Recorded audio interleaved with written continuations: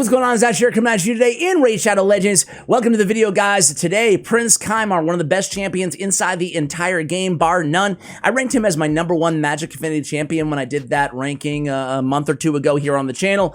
I think the case can be made to put him on the short list of overall the most powerful champions, the most dynamic champions inside the entire game of Raid, whether we're talking about Arena, Platinum Arena, speed farming your Great Hall in Gold, wherever, anywhere in PvE, speed runs on Doom Tower floors, great against bosses, great really everywhere in the game. It's none other than Prince Kymar. Today I'm going to show you 3 builds for Prince Kymar. One kind of end game arena. We're going to talk about different options that you have. Rather than showing you every single one, we'll just talk about 3 or 4 different ways you can build this champion for the arena specifically, depending on the team around Kaimar, depending on the way you want to use this champion, right? The way you want to take advantage of what he's bringing to the table. Many different options, and you can kind of go hybrid routes as well, which we will discuss in the video. And then I'm going to go ahead and flip things to the free-to-play account, where I was so incredibly lucky to pull Prince Kymar as my first legendary, my second legendary I ever pulled on my main account,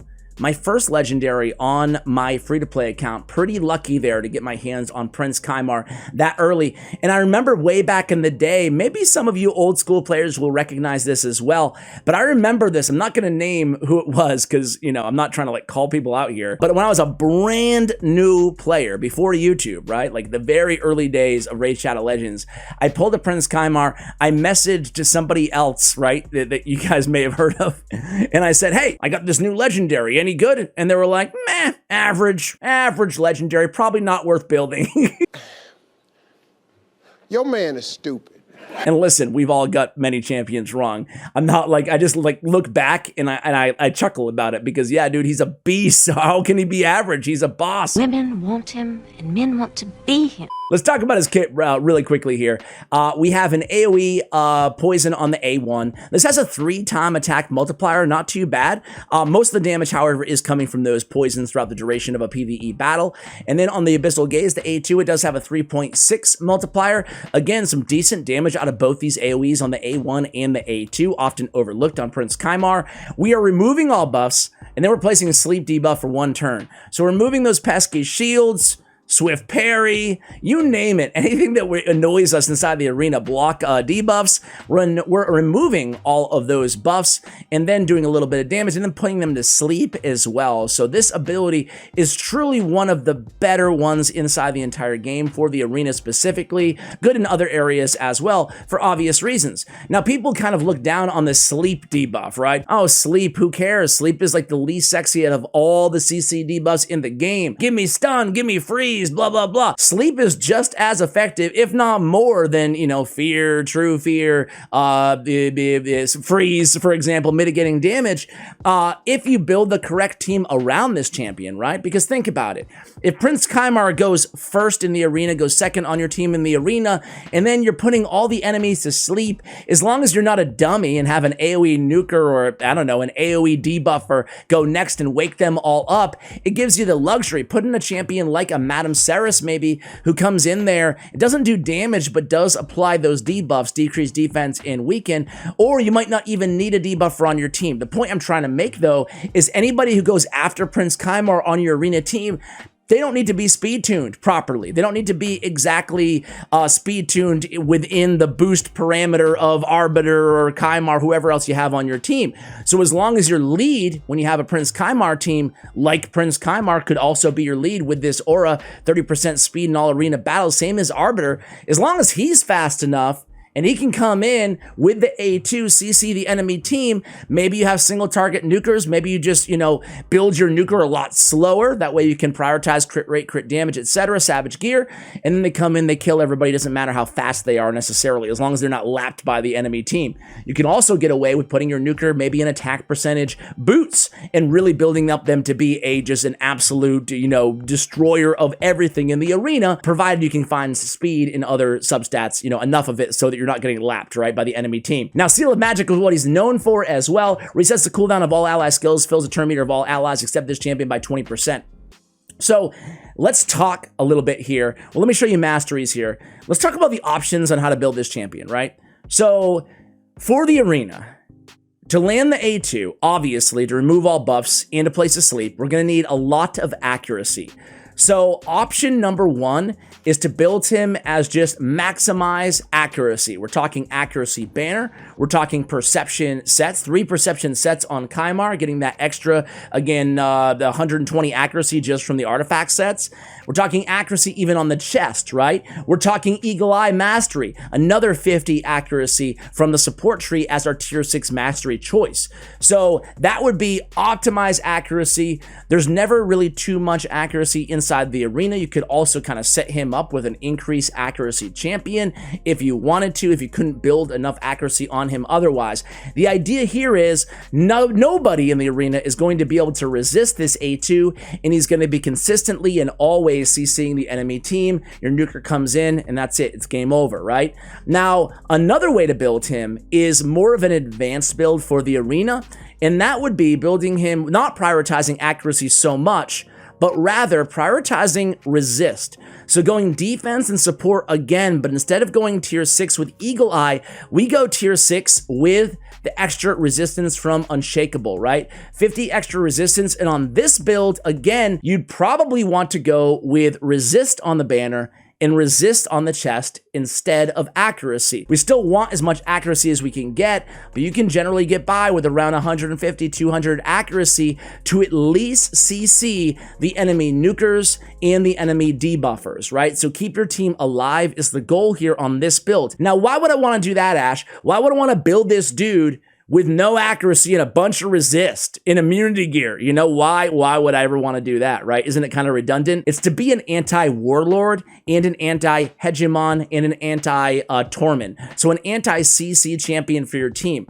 Why does it matter, especially against warlord? Because as long as he is resisting, and here I'm, with this build, by the way, I'm kind of threading the needle. I'm building a little bit of resist, probably not enough. It's certainly not enough in Platinum to resist Warlord, that's for sure. But I build enough accuracy. So generally for this build right now, the resistance that I have on this Kaimar is kind of by happenstance, right? I didn't prioritize it, just happened to get good substats of resist. But if I wanted him to be an absolute anti-warlord, anti-hegemon kind of god, it would be an immunity gear. I think Scratch AK-47, I forgot, maybe Murder. Someone had a video on this particular build. This is the anti-warlord and anti-CC champion. He's going to resist the warlord ability. Warlord has an ability, if you guys don't know, sometimes I talk about all these champions, forgetting that a lot of new viewers watch these videos as well, right? And like, who the hell is Warlord, bro? That is what we're doing, isn't it? Warlord has this ability, and he is notorious inside the arena, and for some reason, okay, here he is. This ability right here, Orcish Rituals, has a 100% chance to put each target skills on cooldown. So instead of leading with the A2, and this is why we don't prioritize accuracy as much, we actually lead in with the A3 after Warlord goes. So he resists Warlord's A2 ability, right? And then Immunity Gear is not going to help him resist that. He's going to need high resist. So he resists Warlord, building him with a lot of resist. If I can find him again, here we go. And after he resists Warlord, he comes in with Seal of Magic, resets the cooldown skills of all allies, fills the turn meter by 20%. So he's negating the A3 Orcish Rituals of Warlord by resetting the cooldown skills of all ally skills after they're reset or put on, you know, full cooldown by Warlord. So that is one build. I don't think I need to show you guys that one because I think you guys kind of get it, right? That's how you build if you want. I told you exactly what to do, right? Now this one is just kind of a general arena build. I still have immunity on him. That way we don't have to worry about Torments and Hegemon, stuff like that. He's still going to be able to come in there and cleanse and put the other team to sleep with the Abyssal Gaze ability. So I don't mind this build. I use this build in PvE as well. But I want to, before I guess I show you all the builds here, I want to talk a little bit about what I'm prioritizing stat-wise. On this one, it's speed because he needs to be is fast or within 30% speed of my Arbiter, right? So I need a lot of speed on this Kymar. So 285, I think I need it over like 282. So there it goes. Prioritizing speed first and foremost. After that, accuracy, so he's consistently landing that A2 ability.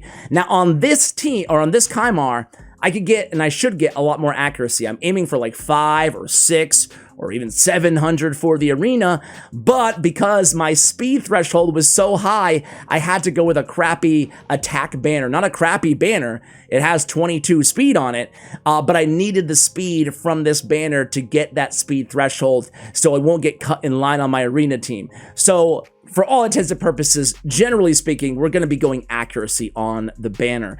Other than that, guys, accuracy, I'm sure, on the chest here. A little delay for whatever reason on my game right now, so apologies for that. I don't want to work.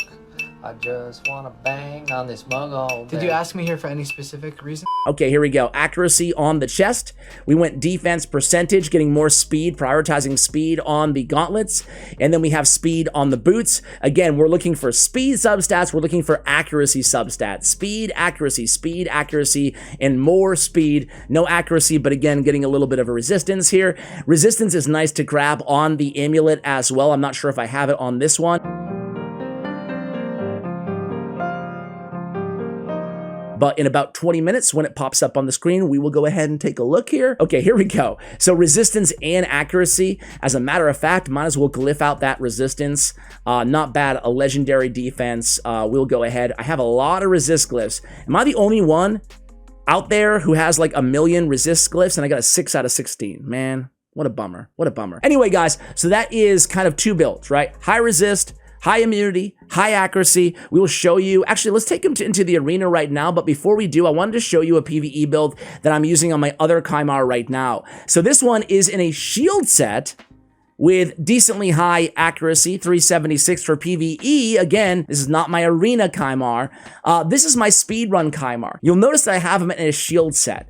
So to activate Seer's Karma Burn ability, again, more of an advanced build because it is predicated on also having Seer, the Void Affinity Epic Champion. But what she does on this Karma Burn is, guys, and she's one of the best nukers in the game. She's the best nuker in the game in terms of sheer damage for waves, right? Karma Burn removes all buffs from all allies and enemies and attacks everybody. Damage increases according to the number of removed buffs, right?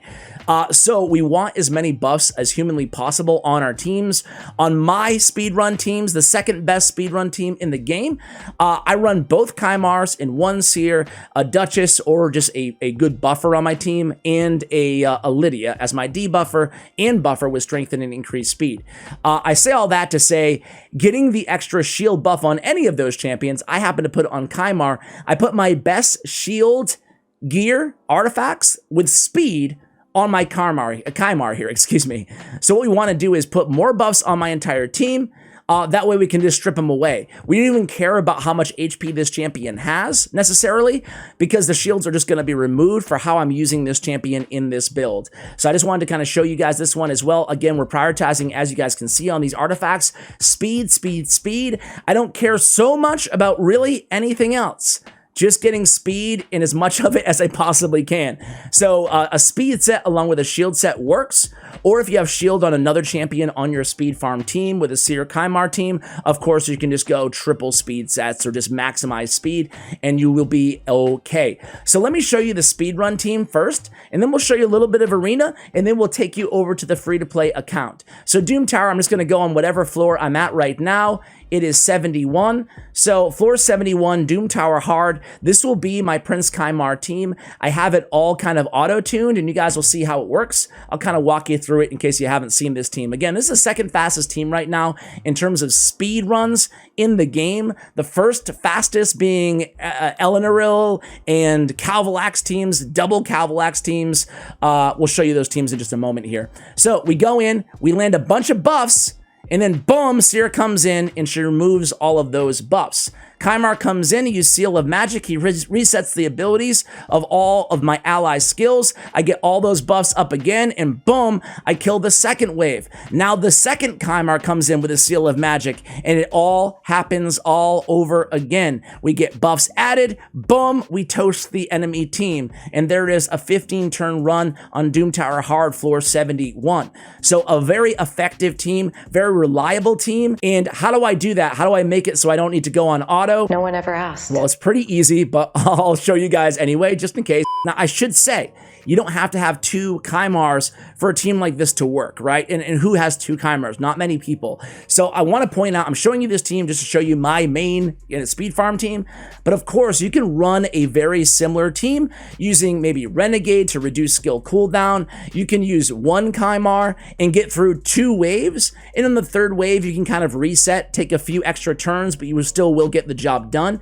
Duchess is not mandatory for this team. I just like her. You can use Mausoleum Mage. He's just as effective. I like her because she has the speed or a lead for my team, but we're just looking for champions who are going to apply ideally 3 buffs to your team in 1 ability. That way we have more buffs to remove from Seer's, Karma Burn ability. So how does it work in terms of the team setup? Really quickly here, guys, we are using, I think it's my last team, we are using Prince Kymar, Duchess not touched, Lydia not touched, Seer not touched at all either.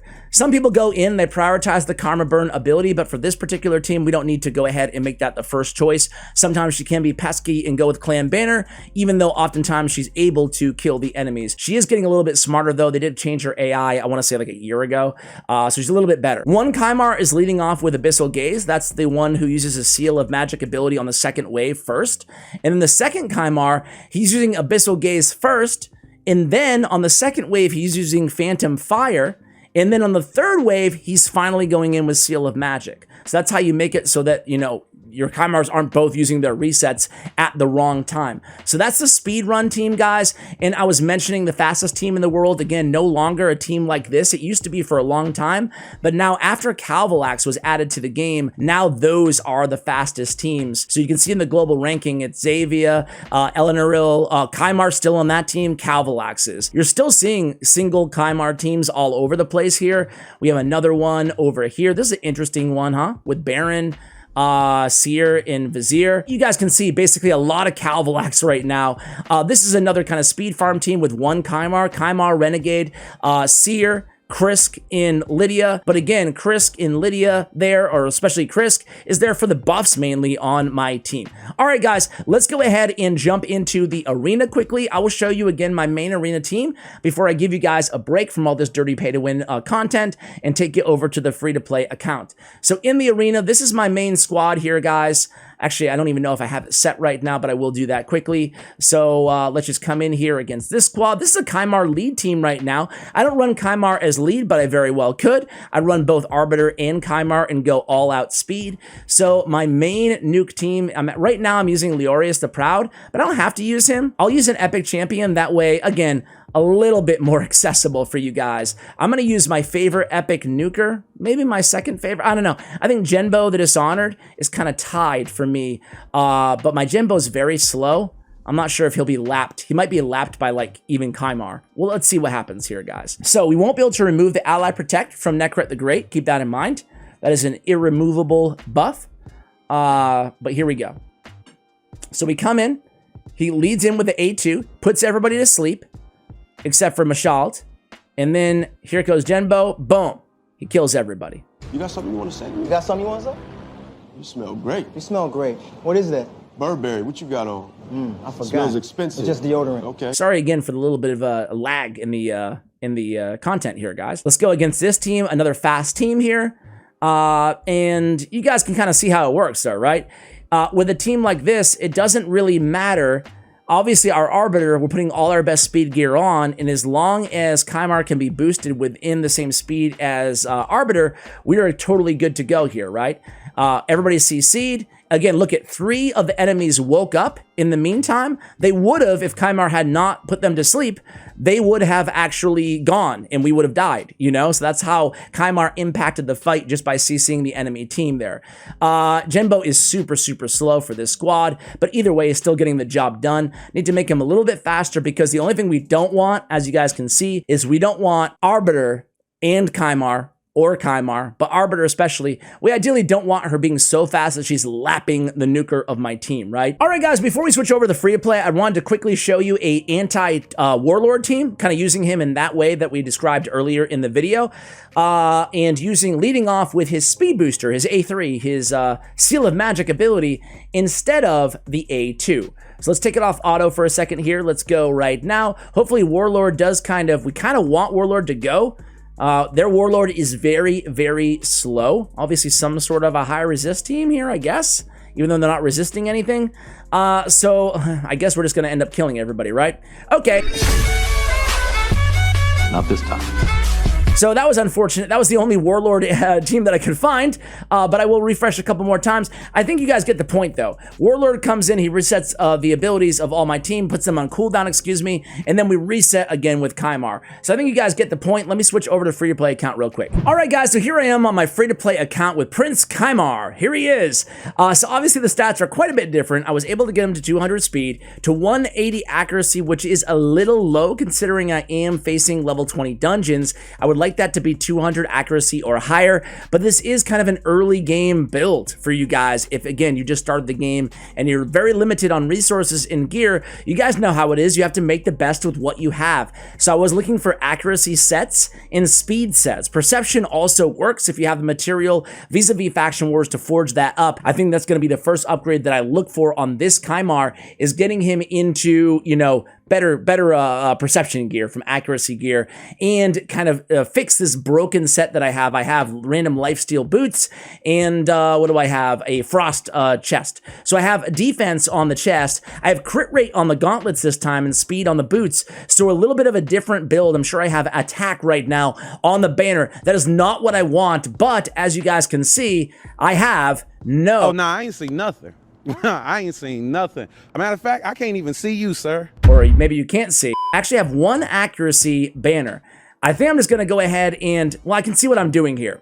I'm trying to thread the needle again here and get the speed. It's not really about the attack, it's about the speed on that banner, and try to get away with 180 accuracy. But I think it's going to be time, just looking at my account and where I am right now, to probably swap this out, even if it means losing 6 speed for that accuracy banner. So I'm going to go ahead and make that move right now. So I have now the accuracy is over 200. The speed is a little bit lower, but still just fine. And again, to note here, we're not worrying so much about attack. We do like that 100% crit rate. He does have some damage on the A1, A2. Might as well take advantage. And on this build, we actually have, I was surprised, I have Eagle Eye Mastery on him as well. I am using him in the arena and in PvE content on this build, but there's nothing wrong with going with War Master. I thought that I had the War Master build instead of accuracy, but apparently I decided to go Eagle Eye and again, get more accuracy so I could try to get away with going with some speed on that banner. Again, nothing wrong with going resist as well. I'm looking for accuracy substats primarily on my amulet. I am short on silver because it's free-to-play life. So I don't have the amulet totally upgraded, along with a few of these artifacts at the top here. So this is the build. Nice trip roll of defense, though, on the ring. That's going to help him stay alive. You can see that I'm orienting this build to keeping him alive, still getting a little bit of damage off of that A2, A1 with the crit rate. But I must stress, guys, if your Kaimar is dying, no matter where you're using this dude, definitely don't be afraid to sacrifice, as you saw on the earlier builds, sacrifice some of that crit rate or all the crit rate to build him, you know, with more HP or more defense. It's fine. So this is my free-to-play dragon team here, guys, stage 20. It's nice because Kaimar does put out the poison, so it makes him an effective damage dealer as well against dragon. And I should note, guys, you don't have to have 100% crit rate on this champion. It's nice to have, especially for the arena, but it's not necessary. Still going to be putting out a lot of damage vis-a-vis that poison on the A1, so don't be afraid to go HP percentage or defense as well. So against this, I don't know, I don't think I want Sepulchre Sentinel. I think she's going to die pretty quickly there, but we'll keep her on the squad. I think we will go Sepulchre to tank. I think this team should work out. I do not have this team properly AI customized, so let's just see how we do here. We lead off with the Seal of Magic, which again, isn't necessarily ideal. Nice to get the turn meter boost to start things off. And you can see he's consistently, he has plenty of accuracy here on the free-to-play to land that A2 in terms of the sleep into CC and remove all buffs from the enemy team. But you can see this team is pretty effective. I'll come back at you guys when we get to the dragon. You need to see all the waves. All right, guys, so we lost Kale. That was unfortunate, but of course we have Ninja, so what are we worried about, right? We got Ninja on the free-to-play account, so we're looking pretty good here. I do like having Sepulchre kind of eat up some of the damage as a Force Affinity tank on this squad. Seal of Magic, resetting the Hailburn ability ability of Ninja coming in and hopefully killing the dragon here. It was a close call, but we do get the job done there. So again, Kaimar putting out just shy of 1 million damage. Not bad at all, considering, you know, he's more of a support champion, more of kind of a champion to just keep things moving along. Those poisons do, of course, add up, makes him optimal for the dragon. Let me show you just one quick arena battle on my free-to-play account here. I'll show you my main arena team. It's the same sort of concept that we showed. Not tag team arena, Ash. Not in bronze 1, dude. Actually, no! I'm still pretty low, but it's okay. We can find a pretty good team here to face off against. So this is a squad here, guys. I get Kale as my nuker. I got Apothecary as my speed booster. We have Kymar as our speed lead, and our debuffer in Duck the Pierced. As long as the speed tuning is appropriate, we should be totally good to go. He's going to lead off, actually, with the CC of the enemy team, and then the nuker comes in there. Ideally, again, he's going after Duck the Pierced. That way he can CC instead of Duck coming in there and breaking the sleep, you know? So we will have to kind of adjust the speed, but you guys know how it is. On a free-to-play account, sometimes you're at the mercy of the gear you have, right? The squad that you have, but it's still pretty effective. Let me show you one more team really quickly here and just kind of slow it down. So again, leading off with the A2 ability, and here we can speed boost with Apothecary. Ideally, Apothecary would be going first, speed boosting into Kaimar or Duck the Pierced. Now we can come in, we can debuff the enemy team. Actually, you know what? He is not attacking on this ability, so, but he's also not debuffing. Let's just see what happens. Provoking, and now you can see it doesn't matter if Syl or Thenasil was faster than Kale. He is now going to be able to come in and nuke the enemy team. We probably should have just went with Duck's ability, but either way, I think we'll be just fine here because we do have the unkillable. We have the A2 still on cooldown. Doesn't matter because he's going to reset the cooldowns anyway. We come back in with another Acid Rain. Kaimar with the A1. We're killing him slowly, killing him softly. One at a time. Still have to deal with Valkyrie though with the counterattack and that nasty shield. Let's see. Come on, come on, come on, come on. Make this video a success with a win at the end. All right, guys, as this battle concludes, hopefully we will go ahead and wrap on this video. Hope you enjoyed this updated guide on Prince Kaimar here. Showed you a bunch of different ways to use this champion, really every way that I use this champion. I appreciate you guys watching until the end of the video. How much longer do I have to riff till we can kill Thenasil? The battle of, oh yeah, Kale. Oh, come on, this should be good. Negative affinity, but who's building Thenasil as a nuker anyway, right? Okay, there we go. Good guys win. That's going to do it for the video. Thank you for watching, and as always, take care, guys.